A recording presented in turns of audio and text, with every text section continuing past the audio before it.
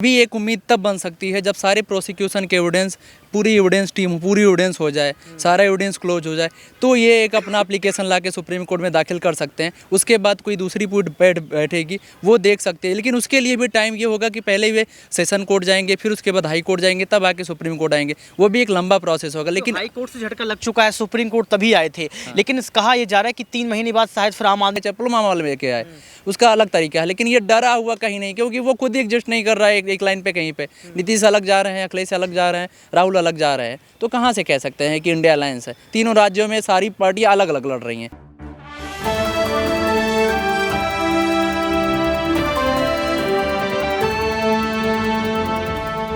आज 30 अक्टूबर का दिन मनीष सिसोदिया के लिए बड़ा खास था। ये कहा जा रहा था कि सुप्रीम कोर्ट से मनीष सिसोदिया को राहत मिल सकती है, लेकिन हुआ क्या ये आप सभी ने देखा। सुप्रीम कोर्ट से मनीष सिसोदिया को राहत नहीं मिली और उनकी याचिका को खारिज कर दिया गया। इसके क्या मसले हो सकते हैं और क्यों यहाँ पर जो है संजीव खन्ना की पीठ ने इस तरीके का फैसला लिया, क्योंकि पहले देखा जाए तो संजीव खन्ना की पीठ ने ये जो है बात कही थी कि ईडी सबूत पेश करे कि आखिर किस सबूतों के आधार पर आपने मनीष सिसोदिया को गिरफ्तार किया। 228 दिन से ऊपर यहाँ पर हो भी चुके हैं और ये कहा जा रहा था कि सुप्रीम कोर्ट के अंतिम फैसले के बाद शायद मनीष सिसोदिया जेल के बाहर दिखेंगे, लेकिन यहाँ पर फैसला कुछ अलग दिखा। उनकी याचिका को खारिज कर दिया गया और ये कहा जा रहा है कि अब 3 महीने बाद शायद आम आदमी पार्टी फिर से कोई याचिका दायर कर सकती है। नमस्कार, आपके साथ मैं हूँ ऋतिक सविता। स्वागत है आपका नेक्स्ट 9 न्यूज में। दर्शकों, आपको क्या लगता है, क्या अब संजय सिंह के साथ भी ऐसा होगा? क्या अरविंद केजरीवाल का भी नंबर आ सकता है? क्योंकि ये तमाम कयास अब राजनीतिक तूल पकड़ चुके हैं। इन्हीं तमाम मुद्दों पर बातचीत करने के लिए हमारे साथ मौजूद है सुप्रीम कोर्ट के वकील सत्यम सिंह। आपका बहुत बहुत स्वागत है सर। जी, सर, कैसे देखते हैं यहाँ पर मनीष सिसोदिया को फिर से जो उनकी याचिका को खारिज कर दिया गया सुप्रीम कोर्ट से? क्या अब विकल्प है अरविंद केजरीवाल के पास? देखिए, अरविंद केजरीवाल एक बहुत बड़ा पॉलिटिशियन तो है, लेकिन उसने जिस हिसाब से फ्रॉड किया है अपने बच के, और बाकी सारे मेंबर को, जितने भी बड़े बड़े मेंबर हैं आम आदमी पार्टी के, जितने भी बड़े बड़े लीडर, चाहे वो मनीष सिसोदिया हो, सत्येंद्र जैन हो, संजय सिंह हो, उनको एक एक करके सभी को जेल में भेज दिया गया है। और सारी की सारी जो एक्साइज पॉलिसी स्कैम हुआ है, और तीनों के नाम एक लाइन से तीनों लोगों का नाम आ रहे हैं। अभी ये बताया जा रहा है कि शायद कुछ और लोगों के नाम इस स्कैम में आ सकते हैं। लेकिन जैसे जो आज संजीव खन्ना की पीठ ने जो एक बेल डिसमिस किया है इनका, मनीष सिसोदिया का, तो इन्होंने यही कहा है कि बेल तो डिसमिस, बेल बेसिकली होता क्या है, बेल होता है कि हमें प्राइमा फेसाई एविडेंस मिलना चाहिए बेल के लिए। तो संजीव खन्ना की पीठ ने कहा है कि प्राइमा फेसाई मनीष सिसोदिया के खिलाफ एविडेंस अभी हैं जिससे ये पुख्ता सबूत हो, पुख्ता तो नहीं कह सकते, लेकिन ये सबूत पेश होता है कि मनीष सिसोदिया ने ये क्राइम किया है। लेकिन जो चीज़ें आगे होती हैं कि क्या रिपोर्ट में आएंगी क्या नहीं आएंगी, ये ट्रायल कोर्ट का विषय होता है। और उन्होंने ट्रायल कोर्ट को ये भी आदेश दिया है कि ट्रायल कोर्ट जल्द से जल्द इस पूरे केस को जल्दी से जल्दी निपटारा करे। मेरा सवाल आपसे ये रहेगा कि क्या यहाँ पर कोई विकल्प है कि मनीष सिसोदिया या फिर उनके पार्टी के नेता फिर से याचिका दायर करते हैं सुप्रीम कोर्ट में? क्या सुप्रीम कोर्ट का फैसला बदल सकता है अगर ये फैसला किसी और पीठ के पास जाता है तो? नहीं, पीठ के पास तो अभी कोई ऐसी उम्मीद नहीं है 3 महीने से पहले।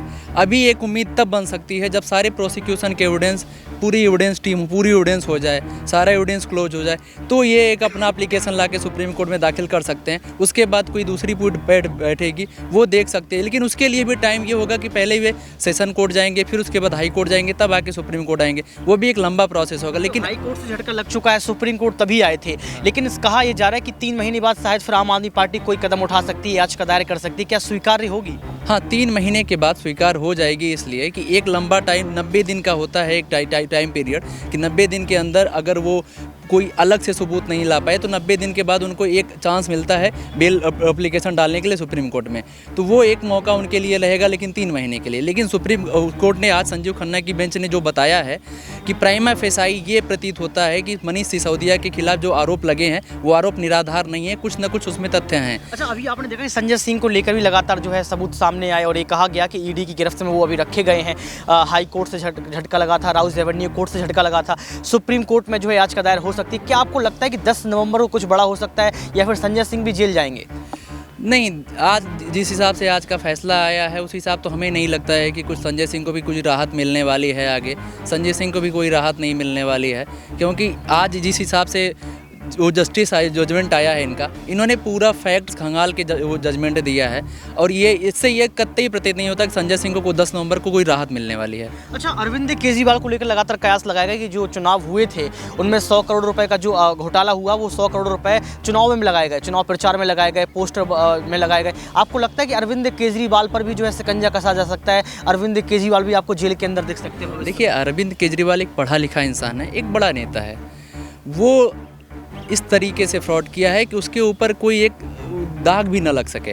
वो एक कमल के पत्ते की तरह है कि पानी नीचे रहेगा, उसके ऊपर पानी नहीं आएगा पूरा।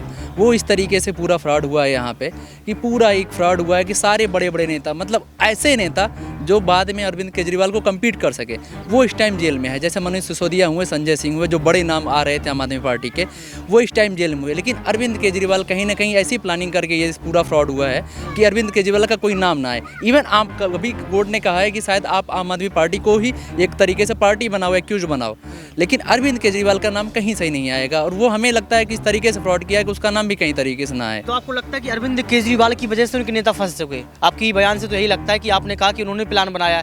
संजय सिंह भी तो राजनीति में अपना स्तर मजबूत कर रहे थे। मनीष सिसोदिया की बात कर लें, डिप्टी सीएम के पद पर पहुंच चुके थे।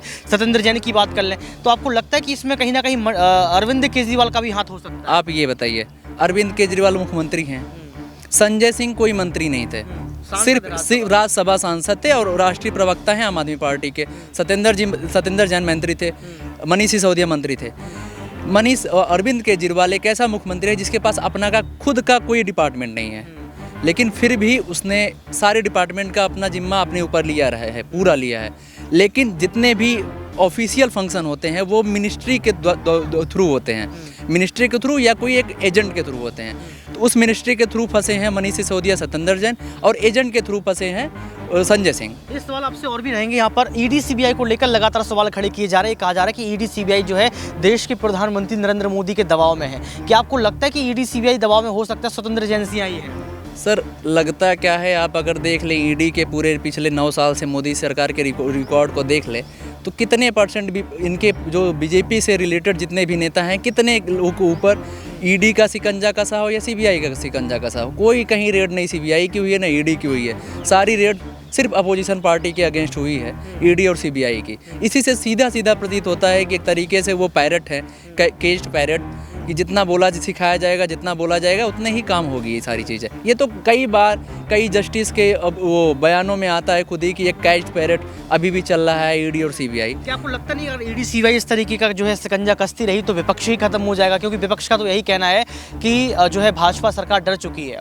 नहीं, देखिए, डर चुकी है चाहे जो हो चुकी है, लेकिन हमारा एक भरोसा जो है, सबसे बड़ा भरोसा हमारे लिए हमारा ये सर्वोच्च न्यायालय है, माननीय सर्वोच्च न्यायालय। तो हमें इस पर पूरी उम्मीद है और हमें हम सबको, चाहे जो सत्ता पक्ष में हो चाहे विपक्ष में, सबको एक उम्मीद बनानी चाहिए कि अगर हमारे साथ कुछ गलत होता है तो एक न्याय की उम्मीद हमें यहाँ मिलेगी। और ये हमेशा उम्मीद लगाई जानी चाहिए कि यहाँ न्याय जरूर मिलेगा हमें। चुनाव के पहले देखा जाए तो ईडी सीबीआई का दौर लगातार चल रहा है। क्या इंडिया गठबंधन से भाजपा डर गई है या जो स्वतंत्र एजेंसियों का काम है वो काम लगातार चल रहा है? क्योंकि यहाँ पर देखा जाए तो विपक्ष का ये कहना है कि जब से इंडिया अलायंस हुआ है तब से ईडी सीबीआई जो है जागरूक हो गई है, सक्रिय हो गई है। देखिए, ये तो ठीक है, वो बीजेपी है, वो अपनी पार्टी में है, अपनी पार्टी को बचाने के लिए कुछ भी करेगी। 4 राज्य में इलेक्शन है, उसको जीतने के लिए वो किसी भी हद तक जा सकती है। ये तो सभी ने देखा है, चाहे मध्य प्रदेश हो चाहे महाराष्ट्र हो। फिर वो तो केज्ड पैरट हमने बताया ना, caged parrot as a ED CBI को यूज़ करती है, तो वो यूज़ करेगी, वो आगे भी यूज़ करेगी। जो भी इस पार्टी सरकार में रही हो, चाहे वो कांग्रेस भी रही हो, उसने भी यूज़ किया हो। अब बात आई इंडिया अलायंस की, जो कह रहे हैं आप इंडिया अलायंस से डर गई है बीजेपी। सही है, तो इंडिया अलायंस कहीं एक जगह टिका ही नहीं है। चाहे आप यूपी जाएँ चाहे कहीं भी जाएँ, यूपी में ही इंडिया अलायंस टूटने के कगार पे है। तो इस तरीके से ये कहीं नहीं कहा जा सकता कि इंडिया अलायंस से वो डर गई। वो अपना इलेक्शन जीतने, उसका तरीका अलग है इलेक्शन जीतने का, चाहे वो सरकारी सुविधाओं से ले, चाहे मिलिट्री को लेके आए, चाहे पुलवामा वाले लेके आए, उसका अलग तरीका है। लेकिन ये डरा हुआ कहीं नहीं, क्योंकि वो खुद ही एडजस्ट नहीं कर रहा है एक लाइन पे कहीं पे। नीतीश अलग जा रहे हैं, अखिलेश अलग जा रहे हैं, राहुल अलग जा रहे हैं, तो कहाँ से कह सकते हैं कि इंडिया अलायंस है? तीनों राज्यों में सारी पार्टियाँ अलग अलग लड़ रही हैं, तो कहाँ से अलायंस होगा ये? तो ये हमारे साथ सुप्रीम कोर्ट के वकील, उन्होंने बारीकी से आपके सामने बातें रखी, बताई कि आखिर क्या कुछ चल रहा है देश में। मनीष सिसोदिया को जो है यहाँ पर राहत क्यों नहीं मिली, इस पर बात की। इंडिया अलायंस को लेकर बात की, साथ में ईडी सीबीआई को लेकर भी सवाल किए गए कि क्या ईडी सीबीआई आज दबाव में। तो यही कहा गया कि सच में अगर देखा जाए तो ईडी सीबीआई सच में कठपुतली बन चुकी है, विपक्ष का भी कहना है। अब देखना ये पड़ेगा कि क्या यहाँ पर अरविंद केजरीवाल कोई दाव पैंच फंसाएंगे, क्या अरविंद केजरीवाल अपने नेताओं को जो है बचा पाएंगे, क्योंकि वक्त अभी भी है, विकल्प अभी भी है और कहा भी जाता है विकल्पों की उपलब्धता ही स्वतंत्रता है। आज के इस खास प्रोग्राम में बस इतना ही। देखते रहिए नेक्स्ट 9।